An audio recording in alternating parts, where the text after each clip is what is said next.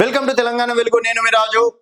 ప్రతిరోజు జూబ్లీస్ ప్రజలతో మమేకం అవుతూ ప్రజల యొక్క ఫీడ్బ్యాక్ గ్రహిస్తూ ఈరోజు జూబ్లీస్ ఎన్నికల పరిస్థితి, జూబ్లీస్ జనం నాడి ఏ విధంగా ఉందనేది తెలంగాణ వెలుగు సాక్షిగా చెప్తాం. అలాగే రీసెంట్ గా కొంతమంది క్యాండిడేట్స్ అంటే నవీన్ యాదవ్ మాట్లాడినటువంటి మాటలు అది ఓటర్ల పైన ఎంతవరకు ప్రభావం చూపిస్తుంది, సైలెంట్ ఓట్ బ్యాంక్ అనేది బీఆర్ఎస్ ని గట్టెక్కించే అవకాశం ఉందా, అలాగే బీజేపీ పాదయాత్రలు ఎంతవరకు భారతీయ జనతా పార్టీ క్యాండిడేట్ ని గట్టెక్కిస్తాయి అనేది మాట్లాడతాం ఈరోజు.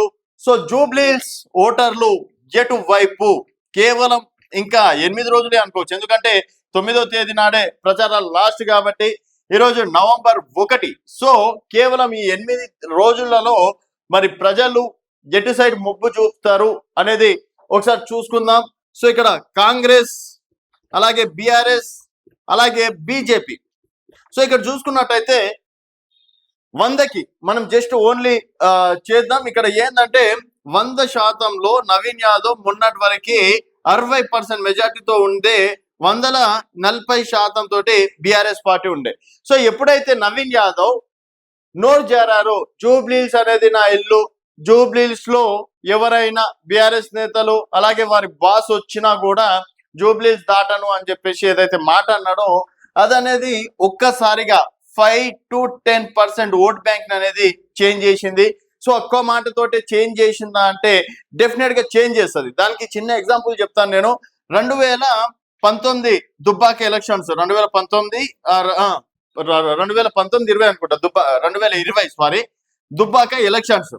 సో దుబ్బాక ఎలక్షన్స్ లలో జరిగిన సీన్ ఏంటంటే చనిపోయినటువంటి మాజీ ఎమ్మెల్యే వారి యొక్క సతీమణి ఇక్కడ మేమే గెలుస్తున్నాం, ఇక్కడ బీజేపీ కాంగ్రెస్ నువ్వు సెకండో నేను సెకండా అన్నట్టు కొంచెం అంటే ఆమె స్టైల్ ఆమె మాట్లాడటం అనేది జరిగింది.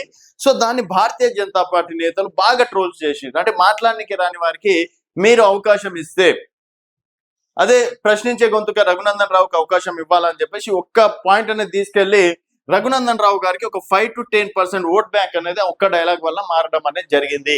సో ఇలాంటి సమయంలో క్యాండిడేట్స్ మాటలు కూడా చాలా అంటే చాలా ఇంపార్టెంట్. సో ఇక్కడ నవీన్ యాదవ్ గారు మాట్లాడింది కూడా దాన్ని బీఆర్ఎస్ సోషల్ మీడియా కావచ్చు, బీఆర్ఎస్ నేతలు కావచ్చు, సామాన్య ప్రజలకి అర్థమయ్యే విధంగా చెప్పడం అనేది ఒక రకంగా అది కాంగ్రెస్ పార్టీకి చాలా వరకు అంటే చాలా వరకు మైనస్ ఉంది.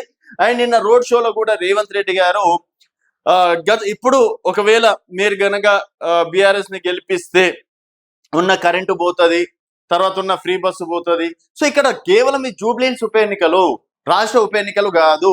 రాష్ట్ర ఉప ఎన్నికల్లో డెఫినెట్ గా ఇలాంటి మాటలు మాట్లాడితే డెఫినెట్ గా బాగుంటుండే.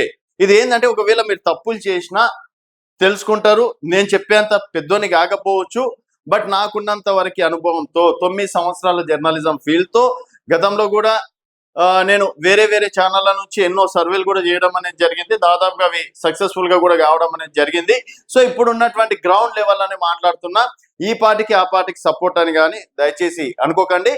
సో ఇక్కడ చూసుకున్నట్టయితే ఇలాంటి కొన్ని మాటలు అనేది జూబ్లీహిల్స్ ప్రజలు ఆలోచించే విధంగా మారుతున్నాయి. అంటే నేను ఇక్కడ నిన్న కేటీఆర్ రోడ్ షో కూడా కవర్ చేయడం అనేది జరిగింది, తర్వాత రేవంత్ రెడ్డి గారి రోడ్ షో కూడా కవర్ చేయడం అనేది జరిగింది.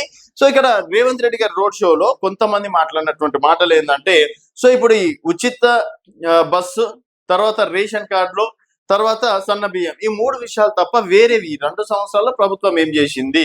సో ఇప్పుడు గ్రామీణ ప్రాంతాల్లో అయితే సరే 2 లక్షల రుణమాఫీ అనుకోవచ్చు, రైతు భరోసా అనుకోవచ్చు, ఇలాంటి మాటలు మాట్లాడచ్చు. హైదరాబాద్ ప్రజలకి కాంగ్రెస్ పార్టీ ఏం చేసింది 2 సంవత్సరాల్లో, 2 years లో కాంగ్రెస్ పార్టీ ఏం చేసింది అనేది అది ఒక్క విధంగా చెప్తే డెఫినెట్ గా కాంగ్రెస్ పార్టీకి అంత ఇంత బెనిఫిట్ ఉంటుంది. అండ్ ప్రస్తుతం 60 నుంచి ఇది కాస్త 50% కి మారిపోయింది, ఇక్కడ కూడా 50% కి మారిపోయింది. సో ఇప్పుడు గ్రౌండ్ లో ఆట ఏంటంటే 100%కి 50% మారడం అనేది జరిగింది. సో ఇప్పుడు యుద్ధం అనేది తగ్గ ఆఫర్ ఉంది. సో డెఫినెట్ ఈ పార్టీకి గెలిచేస్తుంది అని చెప్పేటట్లు లేదు, ఈ పార్టీ గెలిచేస్తుంది అని చెప్పేటట్లు లేదు.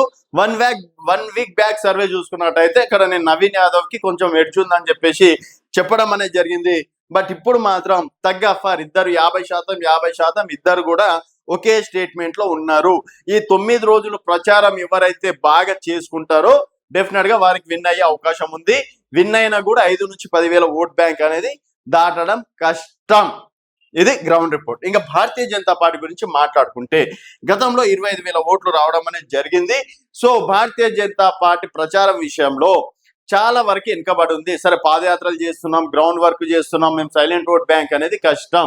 జనాలు ఇప్పుడు కాంగ్రెస్ వర్సెస్ బీఆర్ఎస్ అన్నట్టుగా చూస్తున్నారు ఇక్కడ. ఎందుకంటే మనం దీనికి చిన్న ఎగ్జాంపుల్ కూడా మాట్లాడదాం.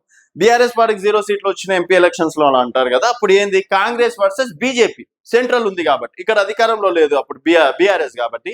సో ఇక్కడ బీఆర్ఎస్ చూడలేదు. సో ఎటు తిరుగు కాంగ్రెస్ వర్సెస్ బీజేపీ అన్నారు. సో చెరో 8 స్థానాలు ఇవ్వడం అనేది జరిగింది. ఇక్కడ కూడా కాంగ్రెస్ వర్సెస్ బీఆర్ఎస్ అనే చూస్తున్నారు. సో ఈ 8 రోజులైనా సరే Bharatiya Janata party Congress versus BRS versus BJP అనుకునేటట్లు చేస్తే ఒక 25 నుంచి ఒక 35,000 ఓట్ బ్యాంకు, 40,000 ఓట్ బ్యాంక్ వచ్చే అవకాశం ఉంది. లేకపోతే వాళ్ళకి మహా అయితే 25 నుంచి 30,000 ఓట్ బ్యాంక్ మాత్రమే వచ్చేటట్లు ఉంది. అండ్ ఈసారి గతంలో 43% ఓట్ బ్యాంక్ ఉంటే ఈసారి ఒక 50 దాటింది అనుకోండి, 50 వరకు వచ్చిన బీఆర్ఎస్ పార్టీదే గెలుపు, ఇది మాత్రం కన్ఫర్మ్. సో ఇది ప్రస్తుతం ఉన్నటువంటి సర్వే. అండ్ మళ్ళీ ఒక 3 రోజుల్లో మళ్ళీ మరొక సర్వేతో కలుద్దాం. అండ్ మీ అభిప్రాయాలు, ఈ సర్వే మీద మీ అభిప్రాయాలు ఏమన్నా నేను మిస్టేక్ చేసి ఉంటే కూడా మీ అభిప్రాయాల కింద కామెంట్ రూపంలో తెలియజేయండి. చూస్తూనే ఉండండి తెలంగాణ వెలుగు.